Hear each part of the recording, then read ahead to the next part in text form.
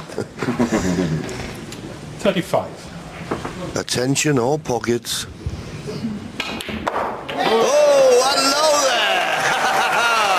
Well, that was really sensational stuff from Judd Trump. Stephen Hendry had identified Judd Trump as the man to beat at the World Snooker Championship as the tournament approached the quarter-final stage. Trump had advanced with victories over Joe Yuelong and Sean Murphy. His performance had included 5 centuries in the first round and a milestone 100th century of the season during his second-round match. Against Joe Yuelong, Trump had recorded a commanding 10-4 win. In his next match, he had defeated Sean Murphy 13-10, overcoming the 2024 Masters champion. The second-round clash had marked Trump's 100th century of the season. He was scheduled to face either BOMBSHELL or Ding Junhui in the next round. Stephen Hendry had commented on Trump's form on BBC Two. Judd's game is so impressive, he's got everything. His safety game can compete with anybody's. His break building has matured over the last couple of years. His cue ball control is immaculate. Hendry had further stated, he's definitely the man to beat here. Judd was pretty much unplayable for most of the session last night. Trump had won the UK Championship, Saudi Arabia Masters and Shanghai Masters that season. Hendry had cited Trump's consistent dominance and will to win as defining traits. It's what separates the best from the rest. They just want to keep up pounding on their opponent, keep up the humiliation, keep them in their chair. Judd has become almost in the same vein as O'Sullivan in really destroying opponents, Hendry had said. John Parrott had also believed Trump's level of play made him the strongest title contender. He's only won 1 world championship so far. Work that one out. I think this could be number 2. There's nobody at the minute playing better than he is. Somebody's going to have to play unbelievable stuff to even keep with him at the moment, Parrott had said. Trump's next opponent had been expected to be BOMBSHELL, who held a 12-4 advantage over Ding Junhui before their final session. The other quarter-final match in Trump's half had featured John Higgins against Mark Williams. On the other side of the draw, Chris Wakelin had faced Zhao Xintong, while Ronnie O'Sullivan or Pang Junxu were to play Si Jiahui or Ben Wollaston. Trump had been awarded a £100,000 bonus for reaching 100 centuries in the season. It was the second time in his career he had accomplished this milestone. Hendry had spoken further on the Snooker Club podcast. He said, I just witnessed Judd Trump trousering £100,000 for 100 centuries this season. It's the second time he's done it, and it just shows the scoring power of all the top players, but especially Judd Trump. Hendry had believed Trump's recent setbacks may have contributed to his resurgence. He had lost in the final of the Players' Championship to Kyron Wilson and exited the Tour Championship in the first round. It looked like, in the 3 or 4 weeks he had since losing in the first round of the Tour Championship, he had refreshed, practiced hard, he looked sharp and he looked focused. He was going to take some stopping, Hendry had said. Speaking on BBC coverage, Hendry had added, he came into the World Championship having lost the final to Kyron Wilson in the Players and lost in the first round of the Tour Championship. He came in not with the success he'd been having, but obviously he had been able to go away for 3 or 4 weeks, practice, recharge. It's the best I've seen him playing. You don't want to peak too early. Looking back at winning my World Championships, you generally don't play your best in the opening rounds. If you play well, it's a bonus. But I think he had refreshed after his 3 or 4 week break, and he looked like he was just going to get better and better. Jimmy White had also noted Trump's increased engagement with the crowd.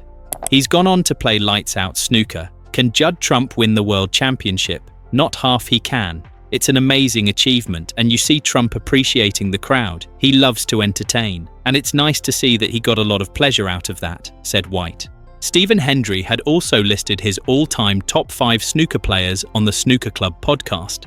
He had placed Ronnie O'Sullivan at the top. Obviously because of the success he has had, but also for his cue ball control, which is the best I've ever seen. He is an artist with the cue ball. When he is at his best, he still finds a way to clear the table. Also, his safety game. He never plays a safety shot plain ball. He is always using side to manipulate the cue ball, and under pressure, his bottle is unquestionable, Hendry had said. He had ranked Mark Williams second due to his recent Crucible record against John Higgins. He said, "He is a freak of nature. He has the best temperament of any sportsman I have seen. He maybe hasn't got the cue power of others, but he has great touch and he is just a brilliant potter." John Higgins had been placed third. Hendry had referred to him as possibly the greatest match player of all time. "If I had to pick a player to clear up from 50 behind with 5 reds left, I'd take John. He has made over 1,000 centuries and his scoring is phenomenal," Hendry had added. Fourth place had gone to Mark Selby. Hendry had emphasised his all-around strength. Hendry said, "He has the tactical game and he can win when not as best. I hated playing him. He's so tough." The fifth slot had been between Judd Trump and Steve Davis. Hendry had chosen Davis based on his dominance in the 1980s. "He'd still be in the top 16 today. He was the ultimate winning machine and I learned a lot from him," Hendry stated. In a separate interview with Neil Foulds, Hendry had reiterated that O'Sullivan is the greatest of all time. Trump had followed in second place.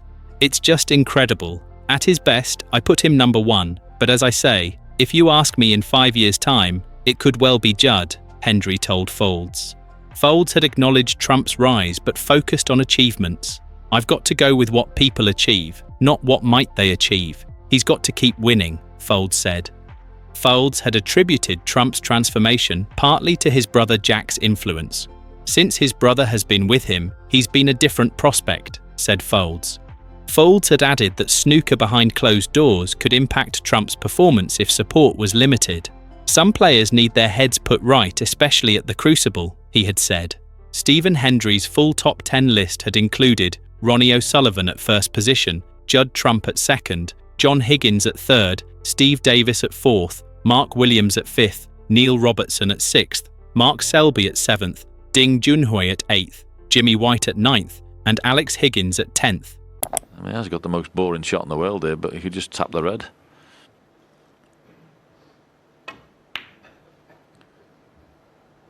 What a pot that is. I mean, that is just absolutely ludicrous. But I tell you something, it's clever. And I didn't see it. I mean, look what he's played it, where he's put the cue ball. People like watching this guy because you can't predict what he's going to do and when. Oh, really? Really? I mean, come on, sir. What is that? I mean, that is just scary. He's got the easiest shot in the world to push that red onto the other one, and he's dropped it in the middle pocket. Fabulous. Zhao Xintong has made his position clear. The newly crowned world snooker champion believes young players S should pack their bags and head to the UK. This directly contradicts what Ronnie O'Sullivan and Judd Trump are doing with their careers. The Chinese star became the first Asian player to win the World Snooker Championship. His 18-12 victory over Mark Williams marked a historic moment for the sport. But perhaps more interesting than his triumph is his advice to upcoming players.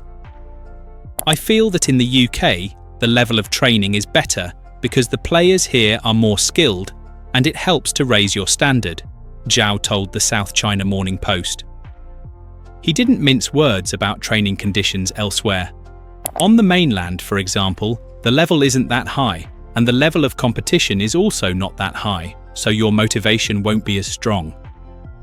This stance puts him at odds with two of snooker's biggest names. O'Sullivan received residency in Hong Kong last year. Trump splits his time between Hong Kong and Dubai. Both have moved away from the UK that Zhao considers essential for development. Zhao's journey started when he moved from Shenzhen to Sheffield as a teenager. He trained at Victoria's Snooker Academy, located just a 10-minute walk from the Crucible Theatre. That proximity to snooker's most famous venue shaped his development. Several other Chinese stars have followed similar paths, making Sheffield their base. His advice to aspiring players remains consistent. Focus on your training and believe in yourself. If you have the opportunity, going to the UK is obviously the best. The world champion sees no alternative for serious competitors. If you really want to play professionally, it's definitely better to train in the UK. O'Sullivan takes a different view entirely. the 7-time world champion has practical reasons for his Hong Kong residency. I probably do about 70% of my work in China and Asia now, so I have to make a life here. I have to make a home, he explained to TNT Sports. Business commitments drive his decision. The Rocket praises Hong Kong's benefits beyond work. Obviously, snooker is very popular here as well. Obviously, like myself, someone traveling from another country, the tax is also a good thing. But your food, your culture, it's a great place to live, a great place to be. If you want to live a life, a good life, you should come to Hong Kong. O'Sullivan's plans extend beyond Hong Kong. During the recent World Championship, he revealed intentions to relocate to the Middle East. I think I am going to be moving out of the UK this year. I'll be moving away to the Middle East. We'll see how it goes. I might be back in 6 months. A new life somewhere else. I don't know how that is going to pan out. Trump mirrors O'Sullivan's international approach. The 2019 world champion announced in January 2025 that he planned to live in Hong Kong with girlfriend Maisie Ma, a TV presenter and former figure skater. He maintains residency in both Dubai and Hong Kong. Everything really, the food, the environment, the buildings, everything there is so special, Trump said about Hong Kong. He appreciates the contrast the city offers. In the middle of everything, it is the hustle and bustle. Then you drive 15 minutes and you have the beaches, you have the weather. It is such a nice place. Trump's dual residency arrangement works for his lifestyle. My main base will be in Dubai, but my girlfriend lives in Hong Kong. I have residence in both Dubai and Hong Kong, so I'll be split between them depending on where the tournaments are. He acknowledges the dramatic shift from his previous routine. It's very different, completely different from what I'm used to. I'm used to my old life of just going to practice and then sitting at home all night, every day. The lifestyle change has affected Trump's game positively. He said, "I wouldn't have expected this, but my life has really changed for the better. I am able to enjoy myself a bit more off the table." He links his improved quality of life to his consistency. It is nice to be living in a warmer climate and being able to experience that and the different cultures. I am in a good place off the table, and that is why I have been consistent over the past 5 or 6 years. Hong Kong offers financial incentives for players. The Hong Kong Sports Institute provides monthly allowances to 24 elite players. These range from £1,200 to £5,200 based on performance. Many players find this support system attractive, though Zhao believes the training quality in the UK outweighs these benefits. Zhao's World Championship victory came after a remarkable journey. He defeated O'Sullivan 17-7 in the semi-finals, winning with a session to spare. The dominant performance included an 8-0 whitewash session, only the 4th time this has happened to O'Sullivan at the Crucible. "I can't believe that. I need to say thank you to Ronnie because he has helped me a lot before. He's my idol," Zhao said after the victory. He maintained composure despite the crowd's support for O'Sullivan. "I've played here, and sometimes the crowd is helpful for Ronnie, and he deserves that. He is a legend here, so I needed to control myself." Zhao's success becomes more impressive considering his recent past. He served a 20-month ban after accepting charges related to match fixing. While he didn't directly fix matches, he was party to another player fixing 2 matches and bet on matches himself. He lost his place on the World Snooker Tour and had to win 4 qualifying matches to reach the Crucible. Since returning from his ban, Zhao achieved 46 victories in 48 matches. His form peaked at the perfect time. He's now elevated to 11th in the world rankings, despite competing as an amateur at the championship. This amateur status created controversy.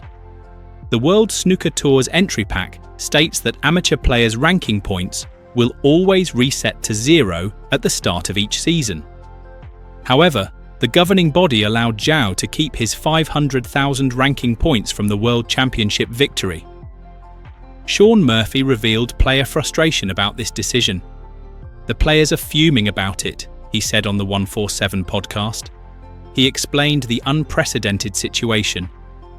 "We're in a peculiar situation because it's never happened, but we're also in a situation where we have it in black and white that the tour have at least written and thought about this as a scenario that could happen."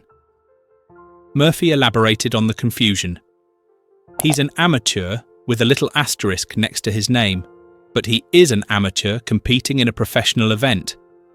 He has no standing in the game, no ranking, so where do his points go? That one is a baffling one for me. He has no ranking to add them to." The WST defended their decision, saying, "The principle clearly established in snooker is that amateurs can earn prize money and ranking points in the same way that professionals do, and there are many precedents for this. Zhao has earned his top 64 place on merit. He will keep the rankings points he has earned, and if he wins the World Championship, he will be seeded second for most events next season, which again is a long-standing principle."